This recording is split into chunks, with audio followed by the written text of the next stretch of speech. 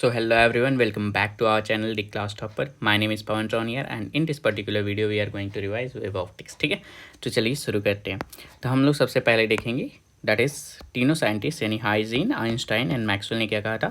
तो हाइजीन ने बताया था that light is a wave which is mechanical and A longitudinal wave, but इसके अपोजिट सीधे मैक्सवेल ने कहा था, जो हम ईएम वेव चैप्टर में ऑलरेडी पढ़ चुके हैं, that light is a EM wave which is non mechanical and transverse wave होता है। ठीक है, हाँ। और आइंस्टाइन ने बताया था that is a particle in nature होता है। ठीक, अगर ऐसे समझे, जैसे हमको जैसे पता है कि लाइट किस पे डिपेंड करता है, तो लाइट का बिहेवियर एज ए रे भी हो सकता है, वेव भी हो सकता है, पार्टिकल भी हो सकता है। ये डिपेंड्स कि वो किस ऑब्जेक्ट के साथ वो इंटरेक्ट कर रहा है। अगर उस ऑब्जेक्ट का डायमेंशन उसके बराबर आता है, जैसे अगर बड़ा हुआ तो रे की तरह बिहेव करेगा, अगर स्मॉल हुआ तो वेव की तरह, और पार्टिकल के लिए जैसे इलेक्ट्रॉन और न्यूट्रॉन प्रोटॉन के लिए वो एज ए पार्टिकल बिहेव करेगा। ठीक है, हाँ। नेक्स्ट हमारे पास equation of A wave for a light या साउंड या ईएम वेव या फिर एसी के लिए जो हमारे पास इक्वेशन आता है that is Y is equal to A sine omega T plus K X plus five, वो सभी मीडियम पार्टिकल को एसएचएम देता है। ठीक, next start with the first topic हमारे पास है that is Newton corpuscular theory. तो न्यूटन ने क्या क्या एक्सप्लेन किया था, तो अपने थ्योरी में न्यूटन ने rectilinear propagation of a light को एक्सप्लेन किया था that light travels always in a straight line, ये हमको पता है। नेक्स्ट रिफ्लेक्शन बताया था that is bouncing off a light from a surface. Refraction बताया था that is bending of a light when passes from the एक मीडियम से अनदर मीडियम में जब जाता है। ठीक है, हाँ। तो इसने न्यूटन कॉर्पस्क्यूलर थ्योरी ने एक्सप्लेन किया था rectilinear propagation, reflection and refraction. Okay, लेकिन इट फेल टू एक्सप्लेन और it can't explain the interference pattern. Interference actually होता क्या है, जब दो वेव मीट करते हैं और कंबाइन हो जाते हैं तो उनका कुछ कंस्ट्रक्टिव या डिस्ट्रक्टिव नेचर आता है। ठीक है, उसको इंटरफेरेंस कहते हैं, जो आगे पढ़ेंगे। नेक्स्ट वो नहीं बता पाए थे डिफ्रैक्शन क्या होता है, जब बेंडिंग ऑफ ए लाइट हो जाता है, जब वो किसी ओपेक ऑब्जेक्ट के कॉर्नर के साथ वो मतलब इंटरेक्ट करता है। ठीक है, नेक्स्ट है polarisation orientation of a light wave in a particular direction, तो उसको भी एक्सप्लेन नहीं कर पाए थे। ठीक है, हाँ। तो न्यूटन का कॉर्पस्क्यूलर थ्योरी डिफ्रैक्शन, पोलराइजेशन और इंटरफेरेंस, इस तीन प्रॉपर्टी को नहीं एक्सप्लेन कर पाया था। नेक्स्ट है हमारे पास हाइजीन वेव थ्योरी, जो एक्सप्लेन किया था rectilinear propagation, interference, reflection and diffraction. ठीक है, हाँ। तो हाइजीन वेव थ्योरी आया था, वो न्यूटन की थ्योरी प्लस इंटरफेरेंस और डिफ्रैक्शन इन दोनों को भी क्या किया था, एक्सप्लेन कर दिया था, but it can't explain the polarisation, photo electric effect and Compton effect. Next हमारे पास टाइप ऑफ वेव, इट अगर मीडियम की बात करें तो मीडियम के हिसाब से मैकेनिकल ईएम के हो सकते हैं, प्रोपगेशन में प्रोग्रेसिव एंड स्टेशनरी होते हैं, और लास्ट है वाइब्रेशन के हिसाब से ट्रांसवर्स और लॉन्गिट्यूडनल, यानी जो पैरेलली चलते हैं। ठीक है, हाँ। तो ट्रांसवर्स और लॉन्गिट्यूडनली दो टाइप के वेव हो सकते हैं। ठीक है, this is the type of wave, just knowledge के लिए याद रखेंगे। ठीक है, नेक्स्ट टॉपिक है हमारे पास वेव फ्रंट। वेव फ्रंट क्या होता है, that is wave front is a surface that connects all the point vibrating eight in sync at the same phase of A wave. It helps visualising how wave propagate through different medium. ठीक है, इसको ऐसे समझ सकते हैं कि मान लो एक हमारे पास एक पॉइंट सोर्स आता है जहाँ से वेव निकल रहा है। ठीक है, हाँ। डिफरेंट वेव निकल रहे हैं, तो इसका क्या हो जाता है, हमारे पास एक स्फेरिकल वेव फ्रंट बनता है। इसको समझने के लिए हम समझते हैं दैट इज, मान लो यहाँ से एक वेव निकल रहा है, ऐसे अच्छे से बनाते हैं इसको, दिस इज वेव। ओके, तो यहाँ पे देखो सबका सेम फेज में होगा इन पॉइंट को जो कनेक्ट करता है। ठीक है, हाँ। दैट इज देखो connect all the point vibrating in same phase of A wave, तो इसको हम लोग क्या करते हैं, वेव फ्रंट करते हैं। तो ये हमको बताता है कि वेव किधर मूव कर रहा है, किधर प्रोपगेट कर रहा है। ठीक है, तो जैसे यहाँ पे बन जाएगा वैसे यहाँ पे वेव फ्रंट बन जाएगा, यहाँ पर वेव फ्रंट बन जाएगा। तो हमारे पास लीनियर ऑब्जेक्ट है, लीनियर सोर्स है, तो ठीक है, हाँ। लेकिन पॉइंट सोर्स के लिए ऐसे ही फ्लो करेगा तो हमारे पास ऐसे बन जाएगा वेव फ्रंट। इसको ऐसे सिंपली समझ सकते हैं, जब हम लोग किसी भी पानी तालाब में पत्थर डालते हैं तो यहाँ पे कैसा ऐसे ऐसे ऐसे करके पानी जाता है वेव की फॉर्म में, वो एज ए वेव फ्रंट काम करता है। ठीक है, हाँ। नेक्स्ट है हमारे पास वेव फ्रंट के टाइप जो सोर्स पे डिपेंड करते हैं। तो पॉइंट सोर्स के लिए हमारे पास वेव फ्रंट स्फेरिकल हो जाता है, लीनियर सोर्स के लिए हमारे पास सिलेंड्रिकल हो जाता है, जैसे लीनियर है तो चारों तरफ निकलेगा तो इसके लिए सिलेंड्रिकल हो जाएगा। वेरी डिस्टेंट ऑब्जेक्ट मतलब पॉइंट सोर्स हो या कोई भी सोर्स हो, लेकिन अगर वो बहुत दूर है तो उसके लिए हमारे पास कैसा होता है, प्लेनर होता है। जैसे बहुत बड़े सर्कल का अगर हम लोग छोटा सा पार्ट देखें तो वो भी प्लेनर ही होता है। तो वेरी डिस्टिंक्ट सोर्स के लिए हमारे पास प्लेनर वेव फ्रंट हो जाता है। ठीक है, हाँ। नेक्स्ट ये रिलेशन याद रखेंगे, दैट इज पॉइंट सोर्स के लिए हमारे पास amplitude universally proportional to R हो जाता है, and intensity is always that is proportional to A square, amplitude का होल स्क्वायर हो जाता है। यहाँ पे आई इज द इंटेंसिटी हो जाएगा। ठीक है, हाँ। इंटेंसिटी होता है एनर्जी पर यूनिट एरिया पर टाइम। ठीक है, हाँ। तो यहाँ पे हो जाएगा intensity is directly proportional to A square और inversely proportional to R square. तो यहाँ से ए मतलब amplitude is inversely proportional to distance हो जाएगा। नेक्स्ट है for a linear source amplitude is inversely proportional to root R हो जाएगा, and intensity is directly proportional to A square और इनवर्सली प्रोपोर्शनल टू आर। तो यहाँ से इंटेंसिटी भी इनवर्सली प्रोपोर्शनल टू आर हो जाएगा। ठीक, नेक्स्ट हमारे पास प्लेनर सोर्स मतलब प्लेनर सोर्स हुआ है, फिर वेरी डिस्टेंस सोर्स के लिए क्या होता है, that is a is independent of the distance. Distance कितना भी बढ़ा लो, क्या बोलते हैं, एम्पलीट्यूड सेम रहेगा, कांस्टेंट रहता है, ठीक है। हाँ, and I is intensity is directly proportional to A square and independent of distance, ठीक है। हाँ, नेक्स्ट हम इंटेंसिटी ऑफ ए वेव को फॉर्मूला देखें तो इंटेंसिटी ऑफ ए वेव क्या होता है हमारे पास, half rho V A square और ओमेगा स्क्वायर। यहाँ पे देखो v is the velocity of A wave, a is the amplitude and omega is the that is angular frequency, जिसे हम लोग 2πf लिख सकते हैं। तो यहाँ से अगर इंटेंसिटी का लिखें तो intensity is directly proportional to that is velocity of A wave, directly proportional to amplitude का whole square and directly proportional to angular frequency का whole square and directly proportional to frequency का whole square. यहाँ से हम लोग इसको directly लिख सकते हैं, ठीक है। हाँ, यहाँ से इस इस क्या बोलते हैं रिलेशन पे बहुत सारे क्वेश्चन भी बन सकते हैं। नेक्स्ट है हमारे पास क्वेश्चन मतलब topic 4, that is what behaviour of a plane wave front on reflection और रिफ्रैक्शन क्या होता है, ठीक है। Different type of wave front पूछेगा आपको देकर, ठीक है। हाँ, तो हमको बनाना आता है सिंपल, इसके लिए हम क्या कर सकते हैं, सिंपल मेथड। जैसे देख लो, अगर प्लेनर वेव फ्रंट बनेगा, अगर प्लेन लाइन है, जैसे यहाँ पे छोड़ो, जैसे अगर ये प्लेन पैरेलल लाइंस जा रहे हैं, इनके लिए वेव फ्रंट क्या हो जाएगा हमारे पास, that is planar wave front. अगर कोई पॉइंट ऑब्जेक्ट से निकल रहा है, जैसे यहाँ पे इधर कन्वर्जिंग है, ठीक, तो इसके लिए हमारे पास वेव फ्रंट क्या हो जाएगा, this is the wave front, ऐसे बनेगा, ठीक है। हाँ, अब देखो एक रिलेशन हमेशा याद रखेंगे, दैट इज जो ये वेव होता है, दैट इज वेव और वेव फ्रंट में हमेशा 90 डिग्री का एंगल रहेगा, ठीक है। The angle between the wave and the wave front is 90 degree perpendicular हमेशा होगा, ठीक है। हाँ, तो कन्वेक्स लेंस के लिए देखें तो यहाँ पे पैरेलल लाइन है, तो इसके लिए हमारे पास प्लेनर सोर्स हो जाएगा, प्लेनर वेव फ्रंट हो जाएगा।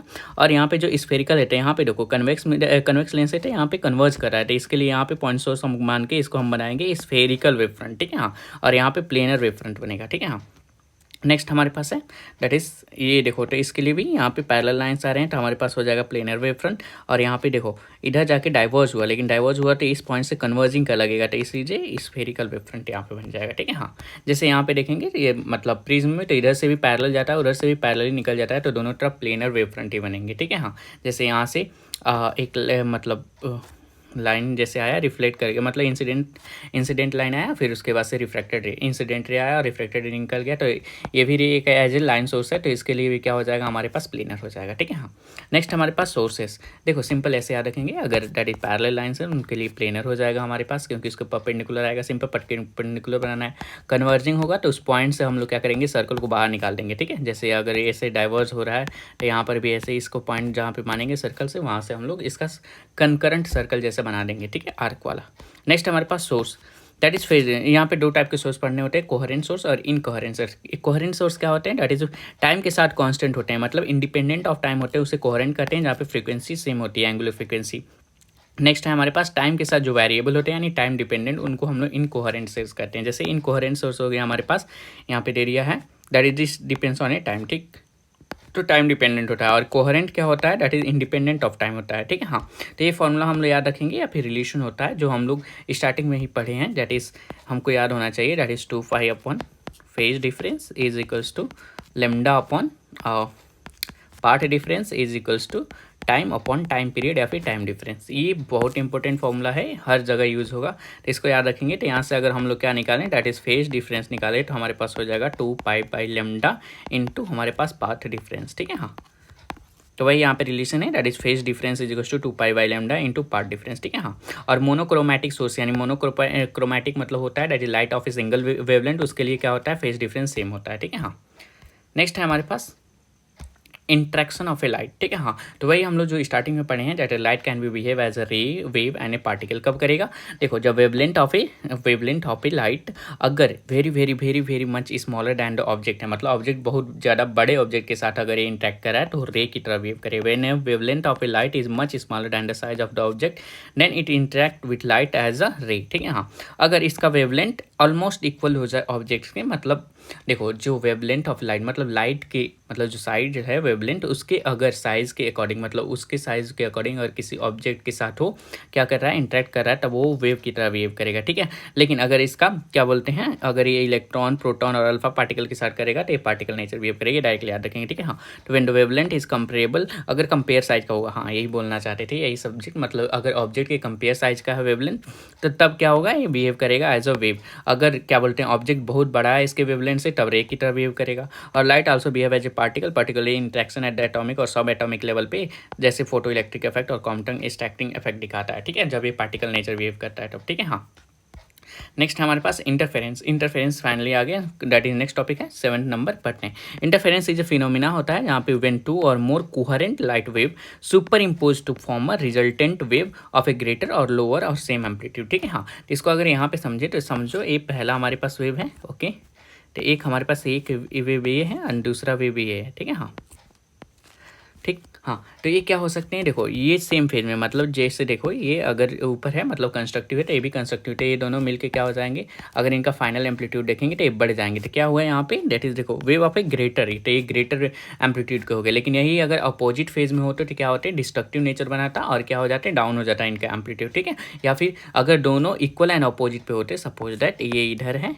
ऑफ ए सेम एम्पलीट्यूड और यहीं से इधर से आ जाए, ठीक है, और सेम एम्पलीट्यूड के हैं दोनों, A1:A2 हैं, तब ये कैसा हो जाएगा, दैट इज़ ये सिंपल मतलब जीरो हो जाएगा इसका एम्पलीट्यूड, ठीक है। हाँ, क्योंकि ये दोनों मतलब क्या बोलते हैं सेम फेज में है but in the opposite direction, तो ये क्या हो जाएंगे, डिस्ट्रक्टिव हो जाएंगे और दोनों को डिस्ट्रक्ट कर देंगे, ठीक है। हाँ, नेक्स्ट हमारे पास रिक्वायरमेंट क्या है, for interference to occur two coherent source होने चाहिए, मतलब कांस्टेंट फेज डिफरेंस में होना चाहिए आर रिक्वायर्ड, ठीक है। हाँ, जैसे मान लो एक हो गया हमारे पास A1 sign omega T plus K x दे दिया, दूसरा A2 sign omega T plus के X1 दे दिया, तो हमको A नेट निकालना पड़ेगा। सिंपल हम लोग यहाँ पे वेक्टर एडिशन करेंगे जहाँ पे रिजल्टेंट एम्पलीट्यूड का जो A नेट होगा, मतलब एम्पलीट्यूड नेट होगा वो कितना होगा, that is equal to under root, जैसे दो वेक्टर का सम करते हैं A1 का square plus A2 square plus 2A1A2 cos phi, ठीक है। cos phi is the angle between the two sources, मतलब टू इंटरफेरेंस के जो बीच का जो एंगल है वही हमारा हो जाएगा, दैट इज cos फाई, ठीक है। हाँ, नेक्स्ट है इसका रिजल्टेंट इंटेंसिटी। अब देखो हमारे पास एम्पलीट्यूड आ गया, इसको इरेज करते हैं पहले, ओके। हाँ, तो हमारे पास क्या बोलते हैं एम्पलीट्यूड आ गया, दैट इज A नेट कितना आ गया, that is under root A1 square plus A2 square plus 2A1A2 cos phi, okay. हाँ, अब हम लोग आई नेट निकालेंगे, तो हमको पता है that is I is directly proportional to A square, तो हम लोग ए को लिख सकते हैं that is it is proportional to under root I, तो ए की जगह पे हम लोग क्या करेंगे, that is under root I को लिखेंगे, ठीक। तो अगर इसको अगर इस रूट को इधर भेजें तो ए स्क्वायर हो जाएगा, तो हम लोग इसको डायरेक्टली आई लिख सकते हैं यहाँ से, ठीक है। हाँ, तो आई नेट हमारे पास हो जाएगा A1 स्क्वायर है, तो A1 स्क्वायर को हम लोग I1 लिख सकते हैं, ठीक, प्लस यहाँ पे I2 प्लस यहाँ पे 2, A1 को हम लोग क्या लिखेंगे, तो ए को हम लोग अंडर रूट I1 लिख सकते हैं, तो यहाँ पे under root I1 into under root I2 into cos phi हो जाएगा, ओके। तो यहाँ से समझ में आया, दैट आई नेट हो जाएगा I1 plus I2 two under root I1 I2 cos phi.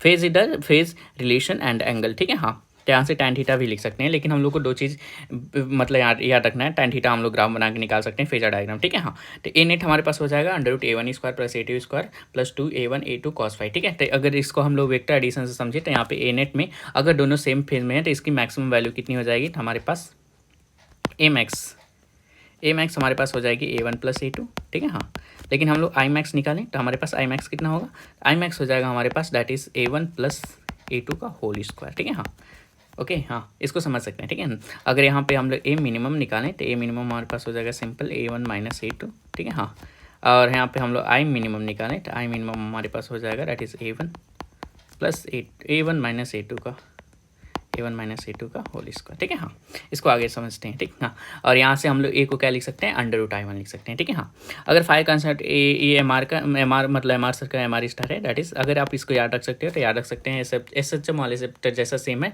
अगर नहीं याद है तो सिंपल वही वाला फॉर्मूला जो था हमारे पास 2π/5 वाला, या फिर हम लोग इक्वेशन में डायरेक्ट पुट करके निकाल सकते हैं, तो ये उतना मतलब कोई लोचा नहीं है। नेक्स्ट हमारे पास इंटेंसिटी, व्हाट इज इंटेंसिटी, तो intensity is the energy per unit area पर टाइम होता है। तो हमारे पास इंटेंसिटी का ये फॉर्मूला जो हम लोग पहले पढ़ चुके हैं, that is half rho VA square into omega square, the intensity is directly proportional to velocity of A wave, directly proportional to the amplitude का whole square, directly proportional to the omega square, directly proportional to the frequency square, ठीक है। हाँ, the density V is the velocity of A wave, A is the amplitude of the wave, omega is the angular frequency of the wave, ठीक है। हाँ, तो I is directly proportional to D, directly proportional to A square हो जाएगा, D is the slit width हो जाएगा, ठीक है। हाँ, विथ।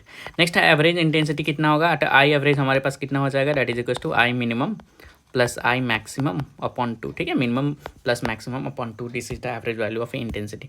चलो आते हैं अब आई मैक्सिमम आई मिनिमम पढ़ते हैं। तो ratio of a maximum to minimum, तो हमारे पास आई मैक्सिमम कितना हो जाएगा, that is A1 plus A2 का होल स्क्वायर हो जाएगा, I minimum A2 minus A1 का होल स्क्वायर। यहाँ पे अज्यूम क्या है, A2 is greater then A1, ठीक है। हाँ, अब देखो ए को हम लोग क्या लिख सकते हैं, अंडर रूट आई लिख सकते हैं, ठीक है। हाँ, तो यहाँ से हम लोग आई मैक्स को क्या लिख सकते हैं, तो हमारे पास आई मैक्स हो जाएगा under root I1 plus under root I2 का होल स्क्वायर, ठीक। और हमारे पास आई मिनिमम कितना हो जाएगा, आई मिनिमम हो जाएगा under root I1 minus under root I2 का होल स्क्वायर, ठीक है। हाँ, ये दोनों का रेशियो है, तो दोनों का रेशियो सिंपल ये वाली वैल्यू याद रखेंगे और दोनों को डिवाइड कर देंगे तो रेशियो मिल जाएगा। ये उतना याद रखने की जरूरत नहीं है, अगर ऑप्शन में आ गया तो उसको करके देख लेंगे। नेक्स्ट हमारे पास कंस्ट्रक्टिव इंटरफेरेंस। कंस्ट्रक्टिव इंटरफेरेंस क्या होता है, जैसे मान लो एक हमारे पास पहला वेव है, ठीक, और दूसरा वेव है, दोनों कैसे हैं, सेम फेज में है, ठीक है। जैसे ये 0 से स्टार्ट हो रहा है, फिर हाई एम्पलीट्यूड में गया, हाई एम्पलीट्यूड में सेम फेज होते हैं, दोनों ऐड कर देंगे तो यहाँ पे कंस्ट्रक्टिव मिल जाएंगे, एम्पलीट्यूड हाई हो जाएगा, ठीक है। हाँ, जैसे देखो यहाँ पे सेम फेज में रहते हैं, तो फाई 0 डिग्री हो जाएगा, कॉस फाई 1 आ जाएगा, कॉस 0 डिग्री की 1 वैल्यू हो जाएगी। तो आई मैक्स यहाँ पे हो जाएगा, जब कॉस 0 डिग्री रखेंगे तो 1 वैल्यू आ जाएगा, तो यहाँ पे I1 plus I2 plus 2 root I1 I2 हो जाएगा। तो आई मैक्स यहाँ पे आ जाएगा, that is under root I1 plus under root I2 का होल स्क्वायर। तो ए मैक्स हमारे पास कितना हो जाएगा, A1 प्लस A2, जो लास्ट पेज में हम लोग पढ़ चुके हैं, ठीक। तो यहाँ पे I1 is to I2 equals to I0 हो जाएगा। तो आई मैक्स हमारे पास हो जाएगा 4I0, ठीक है। कहाँ से आया, तो डायरेक्टली फॉर्मूला होता है 4I0 कॉस स्क्वायर फाई होता है, ठीक है, जो हम लोग आगे पढ़ेंगे, ठीक है। हाँ, तो हमारे पास आई मैक्स की वैल्यू 4I0 हो जाएगी। कैसे, जब यहाँ पे मान लो अगर ये सब बराबर हैं, ठीक है, तो हमारे पास I1 प्लस I2 रखेंगे तो ये कितना हो जाएगा हमारे पास, यहाँ से कर लेंगे तो ये सॉल्व करके आ जाएगा हमारे पास 4I0, ठीक है। तो आई मैक्स हमारे पास 4I0 होता है, ठीक है। तो कंस्ट्रक्टिव में याद रखेंगे, दैट इज आई मैक्स की वैल्यू होती है I1 plus I2 plus 2 root I1 I2, I max जिसे हम लोग लिख सकते हैं under root I1 plus I2 का होल स्क्वायर। यहाँ पे एम्पलीट्यूड मैक्सिमम हो जाएगा A1 plus A2 simple 0 degree वाला, आई मैक्स हो जाएगा हमारे पास 4I0, ठीक है। हाँ, अब देखो अगर हम लोग फेज डिफरेंस देखते हैं तो फाई हमारे पास हो जाता है, कितना हो जाता है, that is equals to 2n pi होता है, ठीक है। ये हमारे पास n इज इक्वल्स टू क्या रखना है, इवन रखना है, ठीक है। हाँ, तो यहाँ से क्या हो जाएगा, दैट इज पार्ट डिफरेंस हो जाएगा n लेमडा, जो कि इंटीग्रल होता है, that is n is equals to 0 1 2 3 रख सकते हैं, ठीक है। हाँ, जैसे यहाँ से हमारी स्टार है YDSC के लिए है, जब लेमडा 2 पाई होगा तब, ठीक है। हाँ, तो इसमें y की वैल्यू कितनी हो जाएगी, that is equals to n into lambda divide, ठीक। हाँ, तो y इज क्या होता है, y is the position of a antifreeze, ठीक, ठीक है। तो यहाँ पे यंग डबल स्लिट एक्सपेरिमेंट हम लोग जब मतलब इसके आगे पढ़ेंगे तो हमको मालूम चलेगा। तो यहाँ पे 2 स्लिट होता है, रेक्टेंगुलर स्लिट होता है एक्चुअली, तो इसको साइड व्यू से देखते हैं तो हम लोग यहाँ पे देखेंगे। तो यहाँ पे जब स्क्रीन आएगा तो यहाँ पे सेंट्रल ब्रिज बनेगा, उसके बाद से different type of wave front बनेंगे, ठीक है। तो वहाँ पे ब्राइट, फिर डार्क, फिर उसके बाद ब्राइट, फिर डार्क, ऐसे आएंगे। तो पोजिशन ऑफ एंड ब्राइट के लिए हम देखेंगे तो हमारे पास होता है, सिंपल याद रखेंगे, Y is equals to lambda D by D, lambda capital D by D, ठीक है। तो lambda is the wavelength and D is the distance between the मतलब और स्क्रीन के बीच में, and this D is the distance between, small D is the distance between the 2 slit, ठीक है। हाँ, तो यहाँ पे हो जाएगा that is Y is equals to N lambda D by D हो जाएगा फॉर ए ब्राइट के लिए, एंड ब्राइट के लिए अगर यही पूछ दिए that is equals to position of A that is dark वाले, डार्क फ्रीज के लिए कितना हो जाता है, तो उसके लिए होता है that is Y is equals to 2n-1 lambda D by 2d, ठीक है। ये डायरेक्टली याद रखेंगे। नोट, अगर N source of a same intensity I note का है तो आई रिजल्टेंट निकालने के लिए I net is equal to N I हो जाएगा, सिंपल स्केलर ऐड कर देंगे, ठीक है। दूसरा है, अगर N source of a same intensity I note का है तो अगर आई मैक्स पूछेगा कांस्टेंट इंटर के लिए तो हम लोग क्या करेंगे, आई मैक्स हो जाएगा एन स्क्वायर आई नोट हो जाता है, ठीक है। हाँ, नेक्स्ट है हमारे पास विजिबिलिटी रेशियो, ये वाला नहीं याद रखना है, डायरेक्टली इसका फॉर्मूला याद रखेंगे, दैट इज विजिबिलिटी रेशियो हमारे पास होता है I max minus I mean upon I max plus I mean, ठीक है। पहले माइनस करके डिवाइड करके प्लस कर देंगे, ठीक है। हाँ, नेक्स्ट हमारे पास डिस्ट्रक्टिव इंटरफेरेंस कब होगा, जब यहाँ पे फाई कितना होगा 180 डिग्री पे होगा, दोनों अपोजिट मूव कर रहे होंगे, ठीक है। हाँ, यहाँ पे कॉस फाई -1 हो जाएगा, आई मिनिमम हो जाएगा I1 plus I2 minus 2 under root I1 I2, I minimum हो जाएगा that is equal to under root I1 minus under root I2 का होल स्क्वायर। तो यहाँ पे ए मिनिमम आ जाएगा that is equal to A1 minus A2, अगर I1 is to I2 is equal to I naught है तो यहाँ पे आई मैक्सिमम 0 हो जाएगा, आई मिनिमम 0 हो जाएगा, ठीक। यहाँ पे ऑड मतलब हम लोग जो फेज डिफरेंस होता है हमारे पास 2n+1 होता है, और ये 2n+1 पाई होता है, और ये यहाँ पे n ऑड नंबर हम लोग रखते हैं, ठीक है। हाँ, ठीक है। हाँ, और यहाँ पे जो क्या हो जाता है ऑड वाला, ठीक, और यहाँ पे हो जाएगा पार्ट डिफरेंस हमारे पास 2n+1 λ/2, ठीक है। हाँ, तो वही हमको यहाँ पे -1 होगा तो -1 में हम लोग 1 से रखते हैं, लेकिन यहाँ पे +1 है तो 0 से भी रख सकते हैं, ठीक। तो यहाँ पे +1 भी होता है, -1 भी होगा, लेकिन केस क्या है, अगर -1 दिया होगा तो हम लोग 1 से स्टार्ट करेंगे n = 1 से, लेकिन यहाँ पे प्लस से दिया है तो हम लोग 0 से स्टार्ट कर सकते हैं, ठीक है। हाँ, यहाँ पे YDSC में that is position of ant dark जो हम नीचे लिखे थे यहाँ पे, तो वो कितना होता है, दैट इज 2n - 1 λ/2d होता है, ठीक है। d इज द ऊपर कैपिटल D रहेगा, नीचे स्मॉल d रहेगा। कैपिटल D मतलब distance between the slit and क्या बोलते हैं स्क्रीन, और स्मॉल d होता है that is difference between the two slits, ठीक है। हाँ, ये IIT नीट 2016 में भी पूछा है। तो I1/I2 कितना हो जाएगा, इन्फिनाइट हो जाएगा। विजिबिलिटी रेशियो वही Imax - Imin upon Imax plus Imin से निकाल सकते हैं, ठीक है, याद करने की जरूरत नहीं है। Two wave of a I0 intensity दे दे, अगर फेज डिफरेंस उसके बीच में 5 है तो नेक्स्ट पेज पे पढ़ते हैं। तो हमारे पास I की वैल्यू कितनी हो जाती है, तो ये हमको पता होना चाहिए, that is equals to 4I0 cos square 5/2, ठीक है। हाँ, डायरेक्टली याद होना चाहिए 4I0 cos स्क्वायर 5/2, ठीक है। हाँ, 5/2, ठीक। नेक्स्ट अगर देखते हैं, हाँ, तो यही है हमारे पास स्लिट एक्सपेरिमेंट जब करते हैं तो हम लोग के पास, तो देखो this is the S1, this is the S2। तो हम अगर देखें कितने नंबर ऑफ वेव बन रहे हैं, तो सपोज दैट, तो यहाँ पे हम लोग सबसे पहले स्क्रीन को ऐसे दिखाया, लेकिन इसको हम लोग यहाँ से अच्छे से समझ सकते हैं, ठीक। तो हमारे पास पहला जो मिलता है उसको हम लोग क्या करते हैं, सेंट्रल ब्राइट फेज जब एक ऐसा होता है दैट इज पास डिफरेंस 0 होता है, ठीक है, जिसको हम लोग क्या कहते हैं, सेंट्रल ब्राइट फेज कहते हैं, ठीक है। हाँ, सेंट्रल ब्राइट फेज। उसके बाद से हमारे पास आता है, जैसे ही आगे बढ़ते जाएंगे तो अगर इसको याद करने का सिंपल तरीका है, MR स्टार सबसे लगाएंगे, MR स्टार डायरेक्टली याद रखेंगे, ठीक। सबसे पहले दैट इज ΔX, ठीक। हाँ, तो ΔX सबसे पहले 0, उसके बाद से हमारे पास हो जाएगा λ/2, देन λ, फिर उसके बाद 3 λ/2, मतलब 0.5 के डिफरेंस पे पूरा याद रखेंगे। फिर हमारे पास क्या हो जाएगा 2 λ, फिर उसके बाद से हो जाएगा 5 λ/2, फिर हमारे पास हो जाएगा दैट इज 3 λ, एंड देन हो जाएगा हमारे पास दैट इज 9 λ/2, ठीक है। हाँ, फिर उसके बाद हमारे पास हो जाएगा 4 λ, ओके। हाँ, इतना याद रखो, ठीक। उसके बाद से हमारे पास हो जाएगा दैट इज 5, फेज डिफरेंस कितना होगा, तो यहाँ पे फेज डिफरेंस 0, यहाँ पे हो जाएगा दैट इज हमारे पास 0 के बाद पाई, 2 पाई, 3 पाई, 4 पाई, 5 पाई, 6, 7 और 8। इसको कैसे, अब इसको प्रूफ करते हैं, ठीक। हाँ, तो हमारे पास ΔX का फॉर्मूला कितना था, दैट इज n लैम्डा, ठीक है। हाँ, तो n लैम्डा था, तो हम लोग यहाँ पे समझते हैं, तो हम लोग ΔX = n लैम्डा होता है फॉर ए कंस्ट्रक्टिव के लिए। कंस्ट्रक्टिव के लिए जहाँ पे n की वैल्यू कहाँ से स्टार्ट होगी, दैट इज 0 2 4 0 2 4 6, ठीक है। हाँ, क्योंकि ये इवेंट के लिए होता है, तो हम लोग देखेंगे तो इवेंट वाले क्या, दिस इज दैट इज हमारे पास 2 पाई, उसके बाद 4 पाई, उसके बाद से हमारे पास 6 पाई, दैट इज λ 2 λ 3 λ, ये हमारे पास कंस्ट्रक्टिव फ्रेज हो जाएंगे। तो कंस्ट्रक्टिव फ्रेज, तो पहला कंस्ट्रक्टिव फ्रेज हमको मिलेगा λ का, और दूसरा मिलेगा 2 λ, तीसरा मिलेगा हमारे पास 3 λ, फिर हमारे पास 4 λ, ठीक है। ये फेज डिफरेंस होंगे 2 पाई 4 पाई 6 पाई 8 पाई पे, ठीक। लेकिन पहला हमारे पास जो डार्क फ्रिंज मिलेगा, ठीक है। हाँ, देखो 0 वाले पे क्या होता है, हमारे पास सेंट्रल फ्रिंज होता है, तो यहाँ पे λ/2 पे हमको पहला मिलेगा dark fringe. First dark fringe position of A first dark fringe कब होगा, जब पार्ट डिफरेंस λ/2 होगा। दूसरा हमारे पास डार्क फ्रिंज हो जाएगा जब 3 λ/2 होगा, ठीक है। तीसरा मिलेगा हमको 5 λ/2 पे, और चौथा मिलेगा 9 λ/2 पे, ठीक। ये डायरेक्ट क्वेश्चन पूछ सकता है, that is equal to position of A and मतलब ब्राइट फ्रिंज पूछ सकता है, या फिर क्या पूछ सकता है, डार्क फ्रिंज। तो अगर ये वाला टेबल आपको डायरेक्टली याद रहता है तो ये डायरेक्टली हो जाएगा, हमको कुछ निकालने की जरूरत नहीं पड़ेगी। अगर निकालने की जरूरत भी पड़ेगी तो हमारे पास फॉर्मूला है, दैट इज अगर हमको y की वैल्यू निकालनी है तो सिंपल क्या कर देंगे, that position of and bright पूछ देगा तो n × λ/d कर देंगे, ठीक। अगर पार्ट डिफरेंस पूछता है तो n लैम्डा कर देंगे, यहाँ पे 2n + 1 लैम्डा कर देंगे, ठीक है। हाँ, नेक्स्ट आते हैं, हम इसको समझते हैं अच्छे से। तो हमारे पास पहला हो जाएगा दैट इज पास डिफरेंस 0, उसके बाद λ/2, फिर λ, फिर 3 λ/2, फिर उसके बाद 2 लैम्डा, ठीक है। हाँ, फिर वहाँ से आ जाएगा दैट इज मैक्सिमम हो गया, फिर मिनिमा से आ जाएगा, ठीक। ऐसे हम लोग काउंट कर सकते हैं। नेक्स्ट हमारे पास यंग डबल स्लिट एक्सपेरिमेंट, ठीक। तो इसका बेसिक सेटअप क्या था, हमारे पास 2 स्लिट होंगे S1 एंड S2, और 2 slit separated by A distance d, ठीक है। A screen is placed at a distance D from the slit. Light wave passing through the slit interfere and create a pattern of a bright and dark fringe on the screen, ठीक है। हाँ, हमारे पास 2 slit होती हैं, और उसके बाद से उन दोनों के बीच में डिस्टेंस होता है स्मॉल d, और उसके बाद स्क्रीन रखा होता है, उसके बीच में डिस्टेंस होता है कैपिटल D, ठीक है।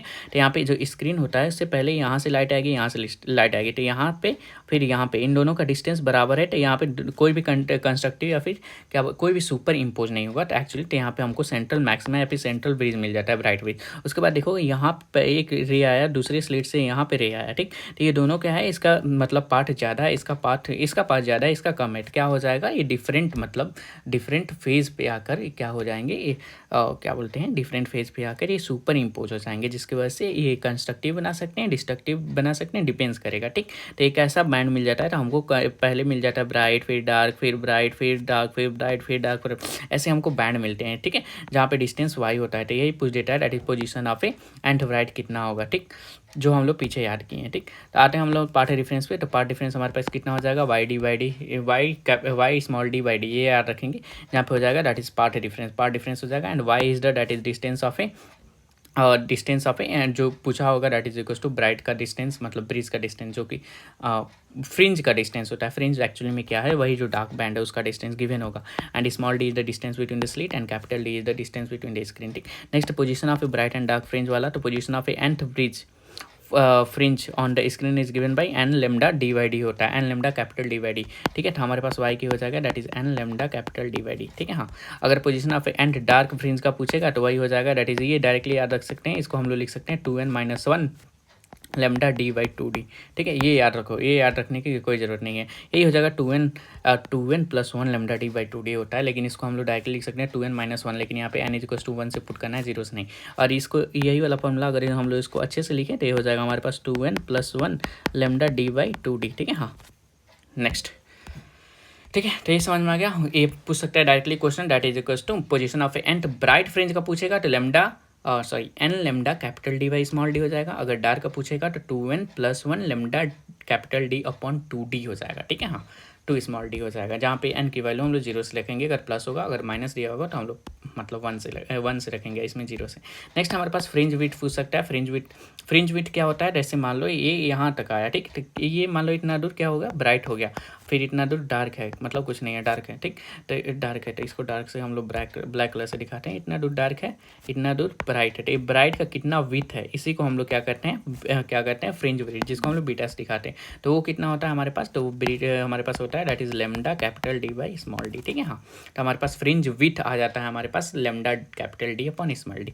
अगर एंगुलर फ्रिंज विड्थ पूछ दे, मतलब उसका एंगल पूछ दे, तो हो जाएगा हमारे पास लेमडा बाई डी। ठीक है, कैपिटल डी हटा देंगे। ठीक, तो हम लोग एक बार रिवाइज कर लेते हैं। तो फ्रिंज विड्थ हो जाएगा हमारे पास lambda capital D by small D, and angular fringe width हो जाएगा that is lambda by small D. ठीक है, हाँ, moving to the next topic that is यहाँ पे हमारी स्टार है एंगुलर। कुछ भी पूछे आप कैपिटल डी से डिवाइड कर देना। ठीक है, हाँ, एंगुलर कुछ भी पूछे, जैसे यहाँ पे एंगुलर फ्रिंज विड्थ पूछ रहा है तो हम लोग क्या कर देंगे, लेमडा बाई डी कर दिए। ठीक है, हाँ, एक मिनट, और लेमडा स्मॉल डी होगा ना, हाँ, लेमडा डिवाइड बाई डी हो जाएगा। ठीक है, एंगुलर कुछ भी यहाँ पे स्मॉल डी होगा। ठीक है, हाँ, नेक्स्ट है, अगर मान लो क्या बोलते हैं, अगर किसी मीडियम में चेंज कर दे और वहाँ पे फ्रिंज विड्थ पूछ दे, अगर एंगुलर विड्थ पूछ दे, तो सिंपल क्या कर देंगे, हम लोग म्यू से डिवाइड कर देंगे। जैसे मान लो हम लोग को फ्रिंज विड्थ पूछ दिया, तो फ्रिंज विड्थ अगर एयर में देखेंगे, फ्रिंज विड्थ अगर एयर में देखेंगे तो एयर में हमारे पास ये देखो वैक्यूम में हम लोग कहेंगे, क्योंकि यहाँ पे एयर का मीडियम हम लोग इक्वली मानते हैं, लेकिन यहाँ पे एयर का मतलब जो क्या बोलते हैं रिफ्रैक्टिव इंडेक्स ज़्यादा माना है। ठीक है, तो जो नॉर्मल इसका फॉर्मूला होता है हमारे पास होता है that is lambda capital D upon small D. Okay, हाँ, लेकिन अगर किसी मीडियम में पूछता है, मान लो दिस इज द वैक्यूम के लिए होगा, लेकिन एयर या फिर किसी भी मीडियम पूछेगा तो सिंपली इसको डिवाइड बाय म्यू कर देंगे। ठीक है, तो यहाँ से आ जाएगा fringe width is inversely proportional to mu. अगर म्यू ज़्यादा है, मतलब रिफ्रैक्टिव इंडेक्स मीडियम का ज़्यादा है, तो यहाँ पे फ्रिंज विड्थ क्या हो जाएगा, कम हो जाएगा। ठीक है, हाँ, इंटरफेरेंस विथ लार्ज क्या बोलते हैं फ्रिंज विड्थ से, जैसे Y D S C in air होगा तो लेमडा डी वाई डी हो जाएगा, लेकिन Y D S C in liquid करेंगे तो lambda capital D upon D into mu हो जाएगा, मतलब नीचे म्यू से डिवाइड कर देंगे। वो सिंपल है, जैसे एंगुलर वाला था तो नीचे ये भी क्या हो जाएगा, म्यू से डिवाइड हो जाएगा। ठीक, यहाँ पे मैक्सिमम के लिए वाई की वैल्यू कितनी थी, that is position of A and bright fringe के लिए that is N lambda D Y D था, तो इसको भी म्यू से डिवाइड कर दिया है, और यहाँ पे डार्क के लिए भी, तो ये भी नीचे म्यू से डिवाइड कर दिया। ठीक है, फ्रीक्वेंसी सेम रहता है डिफरेंट मीडियम में, लेकिन लेमडा चेंज हो जाता है, दैट इज म्यू टाइम्स कम हो जाता है। ऐसे डायरेक्टली याद रखेंगे, तो कोई भी फॉर्मूला है उसे म्यू से डिवाइड कर देंगे। यहाँ पे एक क्वेश्चन भी है that is two light lambda 1 is greater than lambda 2 is used in Y D S C then central maximum and first maximum will 2, तो यहाँ से पूछेगा, डायरेक्ट क्वेश्चन करना है। ठीक है, हाँ, तो जैसे जिसका लेमडा ज़्यादा होता है उसका क्या होता है, दैट इज पोजीशन ज़्यादा होगा। क्यों, क्योंकि लेमडा ज़्यादा, ऐसे समझो, लेमडा ज़्यादा मतलब उसकी म्यू कम, तो हमको पता है दैट इज वाई, मतलब position of A and fringe हमारे पास ज़्यादा हो जाएगी, and that is N lambda D by D. ठीक है, हाँ, तो यहाँ पे लेमडा 1 ज़्यादा है तो यहाँ पे दूर रहेगा, एंड लेमडा 2 कम है तो कैसा रहेगा, पास रहेगा। ठीक है, हाँ, और सेंट्रल मैक्सिमम तो हमेशा सेम ही पॉइंट पे रहेगा। ठीक है, हाँ, जैसे वाइट लाइट आता है तो सबसे पहले मैक्सिमम वायलेट का आएगा, कैसे समझते हैं, दैट इज हमारे पास आएगा विब की ओर। ओके, हाँ, तो इधर जाएंगे तो हमारे पास वेवलेंथ बढ़ेगा, ठीक। अब वेवलेंथ बढ़ेगा तो हम लोग डायरेक्टली याद रखेंगे पोजीशन ऑफ ए क्या बोलते हैं हम, पोजीशन ऑफ ए क्या बोलते हैं nth ब्राइट ब्रिज भी बढ़ेगा, ठीक है। हाँ, तो सबसे ऊपर हमारे पास रेड का होगा, फिर उसके बाद से सबसे नीचे हमारे पास क्या होगा, वायलेट का आएगा। तो सबसे पहले हमको वायलेट का आएगा एंड सबसे पहले दिखेगा हमको रेड, ठीक है। हाँ, अगर दिखने का पूछ ले ये याद रखेंगे, सबसे पहले अगर दिखेगा तो वो रेड होगा, लेकिन सबसे पहले मैक्सिमम किसका आएगा तो वायलेट का आएगा, ठीक है। हाँ, सबसे बाद किसका आएगा, रेड का आएगा। तो use to find the central maxima fringe हो जाएगा, जैसे नियरेस्ट हमारा ब्लू का हो जाएगा एंड फारडेस्ट रेड का हो जाएगा, सेंट्रल चमकीला हो जाएगा दैट इज वाइट का, ठीक है। हाँ, लेकिन अगर देखने का बात आया विजिबिलिटी के टर्म्स में तो हमारे रेड ही होगा, ठीक है। हाँ, नेक्स्ट हमारे पास shape of a fringe, direct to slit use किए तो सिंपल, अगर शेप ऑफ ए फ्रिंज पूछता है तो इट इज ए हाइपरबोलिक, बस इतना याद रख लो, ठीक है। हाइपरबोलिक होता है, ठीक है। हाँ, this is the perfectly fringes आए हैं जब 2 पिन होल्ड यूज किए हैं, अगर एक यूज कर रहे हैं तो ऐसे आया है, ठीक है। हाँ, नेक्स्ट हमारे पास when 2 hole is along the line joining of a source and screen, ठीक है। हाँ, जैसे सोर्स एंड स्क्रीन के बीच में लाइनिंग ज्वाइन पे आ जाए तो हमारे पास सर्कुलर फ्रिंज मिलते हैं, ठीक।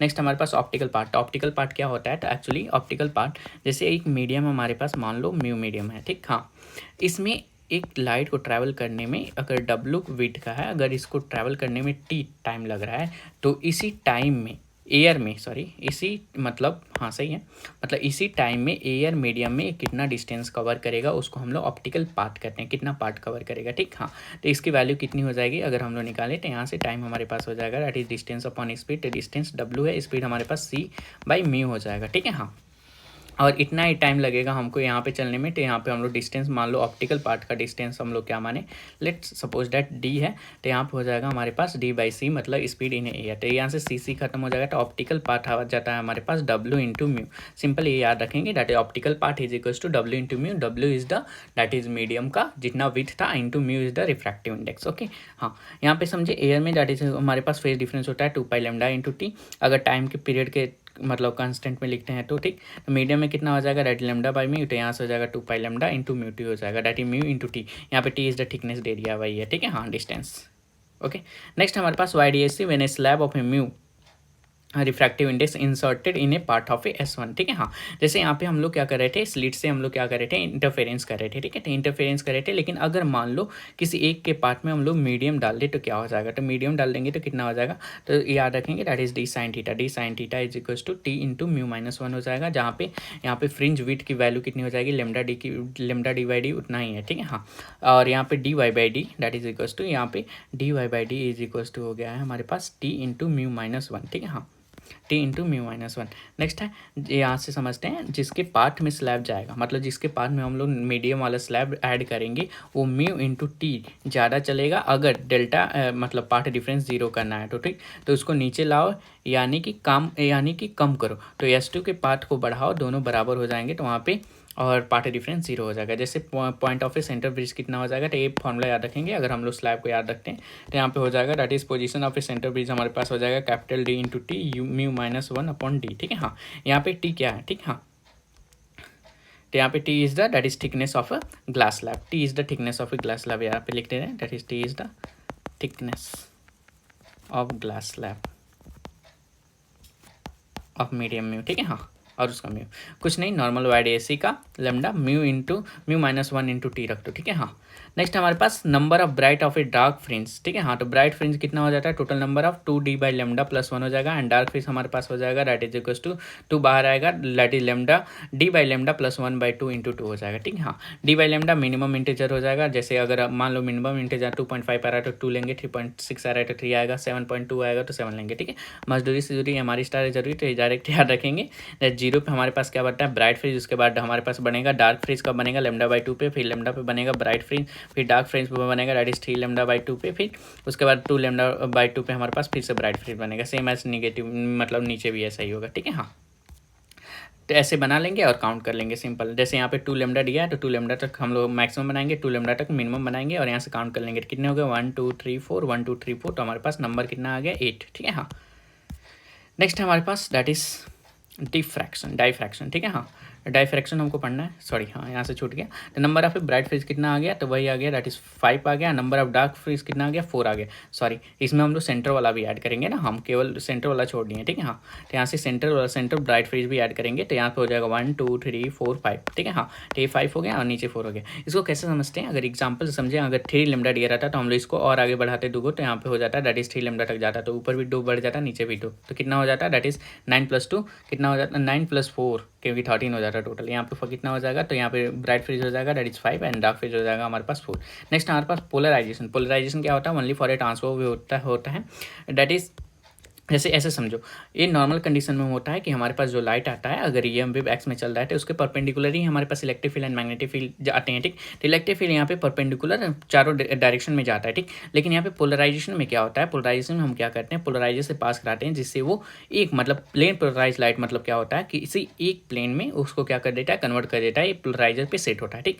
जैसे एक ही प्लेन में आएगा, जैसे यहाँ पे सेट हो गया तो एक ही प्लेन में आएगा, और उसके बाद से एनालाइजर से जाएगा तो क्या कर देगा, उसको रोटेट कर देगा। ये यहाँ पे ऑप्टिकली काटा हुआ होता है कि जब हम लोग एक ही प्लेन में, जैसे जिस प्लेन से काटे रहेंगे, अगर उस प्लेन से लाइट पास करेगा तो पोलराइज्ड हो जाएगा, अगर दूसरे से होगा तो वहाँ से नहीं होगा, तो हमको दिखेगा नहीं एक्चुअली में, ठीक है। हाँ जैसे अगर यहाँ से काटा हो गया है तो ये जब इससे आएगा तभी हमको दिखेगा, नहीं तो नहीं दिखेगा, सिंपल, ठीक है। हाँ ओनली फॉर ए ट्रांसफर भी होता है, that is equal to C B, यहाँ पे negligible compare to electric field है। मैग्नेटिक फील्ड की अगर बात करें तो restricting of A electric field को हम लोग पोलराइजेशन कहते हैं। तो यहाँ पे मालस का लॉ लगता है, that is I nought here is the intensity of unpolarised light, theta is the angle between analyser and polariser, ठीक है, and I is the intensity of light transmitted through. तो यहाँ पे I is equal to I nought cos square theta हो जाता है, जहाँ पे आई की वैल्यू आई नॉट अपॉन 2 है, दैट इज इक्वल टू कब हो जाएगी, जब plane polarise light after polaroid के बाद निकलता है तब, ठीक है। हाँ लेकिन आफ्टर एनालाइजर क्या हो जाएगा, I square theta and I nought by 2 cos square theta, याद रखेंगे, ठीक है। हाँ I nought by 2 cos square theta and I cos square theta, ठीक।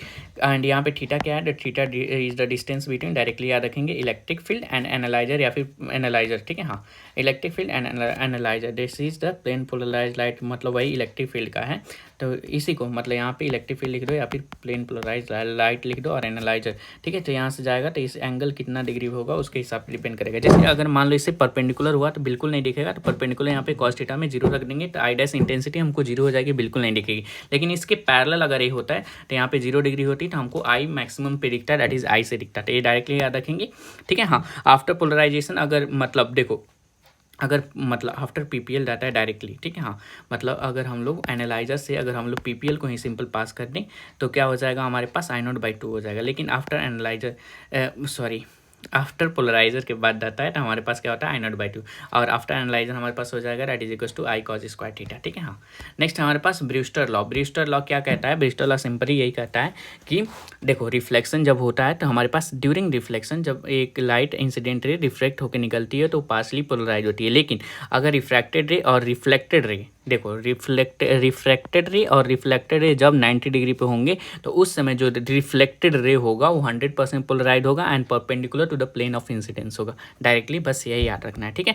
जहाँ पे इंसिडेंस की एंगल कितनी होगी तो वहाँ पे एंगल ऑफ इंसिडेंस हमारे पास होगा tan इनवर्स म्यू, ओके। हाँ tan इनवर्स म्यू हो जाएगी, ठीक।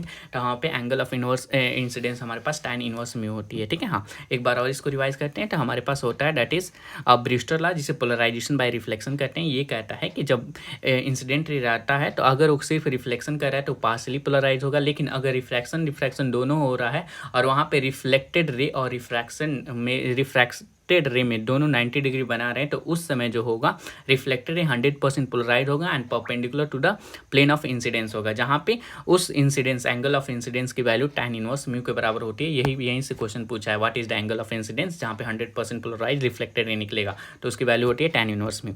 नेक्स्ट हमारे पास डिफ्रैक्शन पढ़ते हैं, that is bending of A wave around an object, ठीक है। हाँ तो जोरदार डिफ्रैक्शन ये कब होगा, that is wavelength of A wave is actually equal to the dimension of A object, ठीक है। हाँ तब वहाँ पे वेव की तरफ बिहेव करेगा। तो हमको दो होते हैं इसका, एक होता है फ्रेंसल, दूसरा होता है फ्रॉनहोफर वाला। तो हमको यही वाला पढ़ना है जहाँ पे source and screen infinite distance पे रखा हो ताकि हम इजीली स्टडी कर पाएँ, ठीक है। तो इन्फिनाइट डिस्टेंस अगर कोई भी मतलब वेव आता है तो उसके लिए हम लोग क्या बनाते हैं, प्लेनर वेव फ्रंट होता है, उसके लिए हमको पता है। और फ्रेंसल है जब यहाँ पे स्क्रीन और सोर्स फाइनाइट डिस्टेंस पे होता है, स्फेरिकल वेव फ्रंट जो हमको नहीं पढ़ना है, सिलेबस में नहीं है, और हमको पढ़ना है फ्रॉनहोफर वाला डिफ्रैक्शन, ठीक है। हाँ तो फ्रॉनहोफर डिफ्रैक्शन एक्चुअली में क्या है, दैट इज हमारे पास जो लाइट वेव आएंगे वो कहाँ से आएंगे, वेरी इन्फिनाइट है डिस्टेंस से आएंगे जो कि एज अ प्लेन आएंगे। तो हमारे पास वेव फ्रंट भी कैसा होगा, प्लेनर होगा, ठीक है। हाँ, वेव फ्रंट प्लेनर होगा। तो हमारे पास यहाँ पे एक ही स्लिट होता है, ठीक, एक स्लिट होता है हमारे पास। इसके थ्रू हम लोग यहाँ से लाइट को पास करते हैं। तो एक्चुअली में अगर मान लो ये प्लेन लाइट है तो इसको एक्चुअली में आना चाहिए और यहाँ पे हमको एक डार्क फ्रिज दिखना चाहिए, ब्राइट डार्क फ्रिज। लेकिन एक्चुअली में होता क्या है, हमको यहाँ पर भी दिखता है मतलब ब्राइट फ्रिज, फिर यहाँ पर भी छोटा सा इसका इंटेंसिटी कम होता है। लेकिन तो हमको यही समझ में नहीं आया कि यहाँ से जब पैरेलल लाइट आया तो यहाँ पे दिखने के बजाय इधर क्यों दिख रहा है। तो यहाँ पे होता है डिफ्रैक्शन, कि जब यहाँ से ओपेक ऑब्जेक्ट के कॉर्नर से टकराता है तो यहाँ से डिफ्रैक्शन हो जाता है एट ए मतलब सम एंगल से ये क्या हो जाता है, टिल्ट हो जाता है और हमको फ्रिंजेस दिखते हैं जैसे हमको YDAC में दिख रहे थे, ठीक है। हाँ, तो वहाँ पे तो मान लो रेगुलर एंड कांस्टेंट फ्रिंजेस थे, लेकिन यहाँ पे रेगुलर नहीं होते हैं और इंटेंसिटी कम होती जाती है, ठीक है। तो इसको हमको पढ़ना है, ठीक है। उल्टा है YDAC का, ठीक है। हाँ, नीट में क्या क्या क्वेश्चन पूछता है, that is width of central bright fringe पूछेगा तो वो हो जाएगा हमारे पास 2 lambda D capital D by A, ठीक है। तो वहाँ पे कितना था, विथ कितना था, lambda capital D by D था, लेकिन यहाँ पे कितना हो जाएगा 2 टाइम्स होगा। एंड नीचे A इज द वही है जो वहाँ पे स्मॉल d था, that is distance between the distance of A slit हो जाएगा, ये simple distance of A slit याद रखेंगे, ठीक है। हाँ, तो यहाँ पे with of A central bright fringe कितना हो जाएगा 2 lambda capital D by A। Angular width हो जाएगा हमारे पास 2 लेमडा अपॉन A, ठीक है। हाँ, तो यहाँ पे मिनिमा कब होगा, मिनिमा हो जाएगा that is equals to A sin theta को हम लोग n लेमडा के बराबर रखेंगे तब हो जाएगा। एंड मैक्सिमम हमारे पास हो जाएगा A sin theta is equals to 2n-1 lambda by 2, ठीक है। हाँ, तो यहाँ पे एक्चुअली अपोजिट होता है, मतलब वहाँ पे जो मैक्सिमा पे होता था वो मतलब देखो मैक्सिमा मतलब ब्राइट फ्रिंज याद रखेंगे और यहाँ पे मिनिमा मतलब हम लोग याद रखेंगे डार्क फ्रिंज, ठीक है। हाँ, तो यहाँ पे डार्क फ्रिंज हो जाएगा कब, जब A sin theta is equals to n lambda होगा और यहाँ पे ब्राइट फ्रिंज हो जाएगा जब A sin theta is equals to 2n-1 lambda by 2 होगा, ठीक है। हाँ, n इज इक्वल्स टू 1 2 3 4 रखेंगे, यहाँ पे n को स्टार्ट करेंगे 2 3 4 से। यहाँ पे tan थीटा हो जाएगा हमारे पास y by D, y is the position of A that is fringe variety, ठीक है। हाँ, नेक्स्ट हमारे पास that is validity of a ray optics. तो रे ऑप्टिक्स कब तक वैलिड होता है, मतलब कि वो वैल्यू कहाँ, वो वैल्यू क्या होती है with of a fringe with, जहाँ पे क्या होता है हमारे पास रे ऑप्टिक्स वैल्यू होती है। तो वो डिस्टेंस की वैल्यू होती है हमारे पास z is equals to A square by lambda, where A is equals to width of a हमारे पास सेंट्रल ब्रिज फ्रिंज हो जाएगा and lambda is the wavelength हो जाता है, ठीक है। हाँ, तो distance of a source and screen मतलब एक्चुअल में अब समझते हैं। तो हमारे पास validity of a ray optics मतलब ये हम लोग कहाँ तक स्लिट और ऑब्जेक्ट के स्लिट और स्क्रीन के बीच में हम कितना डिस्टेंस रखें ताकि हमको रे ऑप्टिक्स से कैलकुलेशन करने पे वो वैलिड मतलब हमको रिजल्ट दे। तो इस जेड की वैल्यू कितनी होती है हमारे पास A स्क्वायर बाई लेमडा होती है, ठीक है। हाँ, डायरेक्टली क्वेश्चन पूछेगा एंड ए हमारे पास क्या है, that is A is the हमारे पास width of a centre bright fringe है, ठीक है। हाँ, नेक्स्ट इंपॉर्टेंट पॉइंट है 1 इंच यहाँ पे होता है 2.54 सेंटीमीटर, जो कि याद रखने वाली चीज़ है, ठीक है। For maximum resultant we use the maximum lambda, ठीक है। हाँ, तो हमको पता है that is lambda in a medium is lambda by mu हो जाता है, ठीक है। तो यहाँ पे हो जाएगा that is equals to angular which हो जाएगा हमारे पास that is angular A by mu हो जाएगा। If two coherent source of equal intensity are taken then fringe visibility हमारे पास 100% हो जाती है। ये डायरेक्टली याद रखेंगे हमारे पास अगर कोहेरेंट सोर्स अगर इक्वल इंटेंसिटी का आते हैं तो फ्रिंज विजिबिलिटी 100% हो जाती है, क्योंकि यहाँ पे दैट इज इंटेंसिटी मिनिमम हो जाती है दैट इज 0, ठीक है। हाँ, नेक्स्ट हमारे पास Doppler effect of a light, जो कि हमको पढ़ना नहीं है। नेक्स्ट हमारे पास इंटरफेरेंस जो हम पढ़ चुके हैं। तो इंटरफेरेंस ड्यू टू अगर थिन फिल्म होता है तो देखो वही समझा रहा है, दैट इज पहले हमारे पास 0 फिर लेमडा 2 पाई, फिर उसके बाद यहाँ पे हो जाएगा पाई 2 पाई 3 पाई 4 पाई 5 पाई है। तो इसमें हमको डिफरेंट टाइप के निकालने होंगे। तो यहाँ पे interference due to thin film for reflected light maximum कब होगा, that is equals to 2n+1 lambda by 2 पे होता है एंड मिनिमा होता है that is equals to n lambda पे, ठीक है। हाँ, n लेमडा पे। तो जब मिनिमा होगा तो हमको डार्क फ्रिंज दिखेंगे, जब मैक्सिमम होगा तो हमको ब्राइट फ्रिंज दिखेंगे। फॉर ट्रांसमिटेड लाइट के लिए क्या हो जाएगा, मैक्सिमम हमारे पास n लेमडा हो जाएगा एंड मिनिमम हमारे पास 2n-1 लेमडा। तो ये हमारे पास YDAC वाला केस हो गया, ठीक। और ये कौन सा केस है हमारे पास, फॉर रिफ्लेक्टेड लाइट, ये हम समझ सकते हैं दैट इज ये हमारे पास ये वाला है दैट इज डिफ्रैक्शन वाला। एंड YDAC में हमारे पास होता है मैक्सिमम n लेमडा पे, मिनिमम हमारे पास 2n-1 लेमडा पे, ठीक है। हाँ, तो थैंक यू सो मच आपको यहाँ तक देखने के लिए। अगर अच्छा लगा हो तो सब्सक्राइब कर देना, लाइक कर देना, कमेंट कर देना। तो इसी के साथ हमने वेब ऑप्टिक्स भी खत्म कर दिया।